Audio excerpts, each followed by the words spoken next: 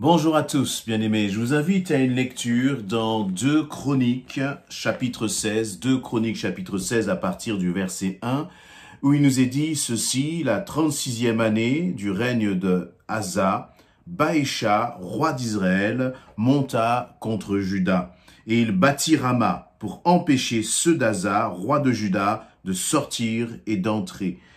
Juste pour donner un peu de contexte, parce qu'on pourrait se perdre un peu avec tous ces noms, nous sommes là dans un temps particulier de l'histoire du peuple juif. Eh bien, nous sommes dans un temps particulier parce que nous sommes à un moment où il y a eu une scission, une division entre le royaume du Nord et le royaume du Sud parmi le peuple juif. Les deux étaient opposés et se faisaient la guerre à cause, d'une décision du roi Roboam. Et donc, les tribus du peuple juif ont décidé de prendre une sorte d'indépendance, d'autonomie, et donc de se mettre dans la partie nord, de rester dans la partie nord, et donc cette partie nord qui va être appelée très souvent le royaume d'Israël, ou que j'appellerais aussi royaume du Nord, a pour roi à ce moment dans le récit le roi Baécha, Et dans la partie sud, donc qui a pour roi le roi Asa, dans cette partie sud où se trouve d'ailleurs Jérusalem, où se trouvait le temple de l'Éternel, le roi Asa est attaqué par le roi Baécha. Et que va-t-il se passer face à cette attaque? Il nous est dit qu'au verset 2, Asa sortit de l'argent et de l'or, des trésors de la maison de l'Éternel et de la maison du roi. Et il envoya des messagers vers Ben-Hadad, roi de Syrie, qui habitait à Damas. Et il lui fit dire qu'il y a une alliance entre moi et toi, comme il y en a eu une entre mon père et ton père. Je vais m'arrêter là. Et donc, le roi Asa, le roi du royaume de Juda, au sud, il va s'affoler, il va très certainement sentir l'oppression du royaume du Nord. Et il va donc s'allier, il va passer une alliance avec Ben-Hadad, qui est roi de Syrie, Et je vais passer maintenant au verset 7 pour continuer notre lecture. Il nous est dit, dans ce temps-là, Hanani, le voyant, alla auprès d'Asa, roi de Juda, et lui dit, parce que tu t'es appuyé sur le roi de Syrie et que tu ne t'es pas appuyé sur l'Éternel, ton Dieu, l'armée du roi de Syrie s'est échappée de tes mains. Les Éthiopiens et les Libyens ne forment-ils pas une grande armée avec des chars et une multitude de cavaliers? Et cependant, l'Éternel les a livrés entre tes mains parce que tu t'étais appuyé sur lui. Car l'Éternel étend ses regards sur toute la terre pour soutenir ceux dont le cœur est tout entier à lui. Tu as agi en insensé dans cette affaire, car dès à présent, tu auras des guerres. Amen. Je vais continuer au verset 10. Asa fut irrité contre le voyant et le fit mettre en prison parce qu'il était en colère contre lui. Et dans le même temps, Asa opprima aussi quelques-uns du peuple. Amen. Donc là, dans la suite, là, à partir du verset 7, nous avons vu que Asa, le roi Asa, donc le roi du royaume du sud, du royaume de Juda, s'est allié avec Ben-Hadad, qui est roi de Syrie, donc un peuple étranger au peuple de Dieu, étranger au peuple juif. Et que va-t-il se passer? Dieu va parler à Asa à travers son prophète, le prophète Hanani. Alors, très souvent, dans l'Ancien Testament, lorsque vous voyez le terme de voyant, ça s'apparente en fait à un prophète.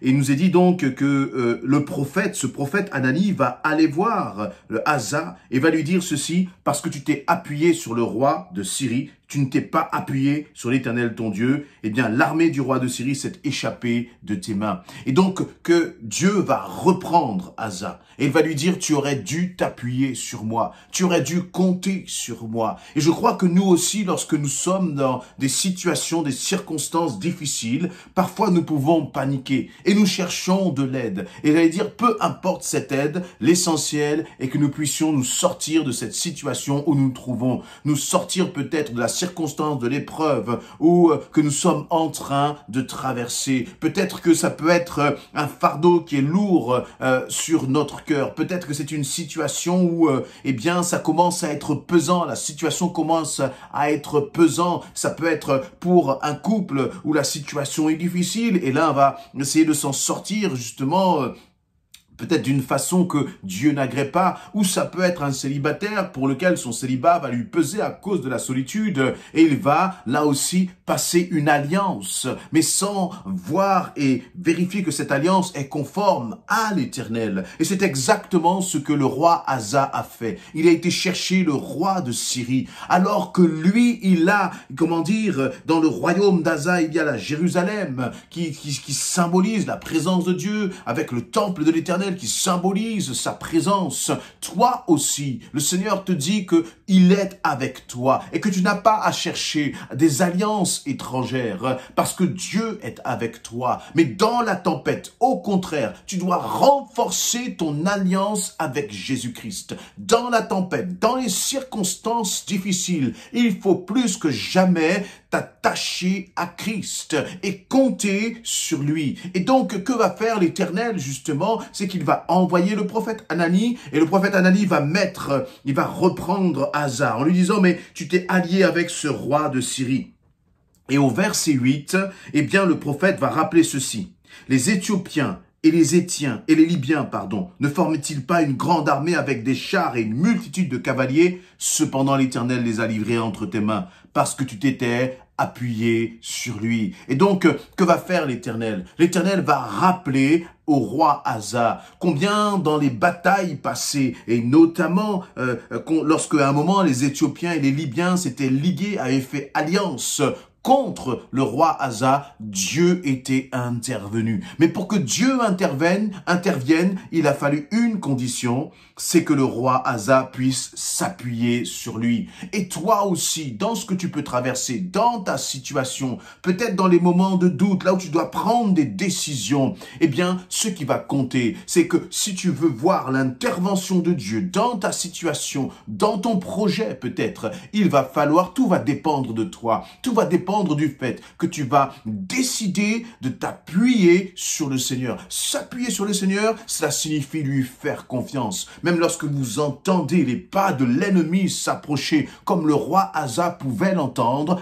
il faut faire confiance au Seigneur. Il faut placer notre assurance dans le Seigneur. Parce que sinon, dans l'angoisse, dans la crainte, dans la peur, face à l'incertitude, nous risquons de faire des mauvaises alliances. Et ces mauvaises alliances ont des conséquences qui peuvent durer sur des générations parfois. Et le Seigneur va dire au verset 9, « Car l'Éternel étend ses regards sur toute la terre pour soutenir ceux dont le cœur est tout entier à lui. Tu as agi en insensé dans cette affaire, car dès à présent, tu auras des guerres. » Verset 9, « Dès à présent, tu auras des guerres. » Attention à tes alliances, attention aux accords que tu es en train de passer. Parce que lorsque tu vas chercher, lorsque tu vas voir cette alliance comme étant une porte de sortie, une issue de secours, une solution à ta situation, eh bien, la réalité, c'est que peut-être que momentanément, les choses vont s'apaiser. Mais en fait, derrière cela, à cause justement du manque de confiance dans le Seigneur,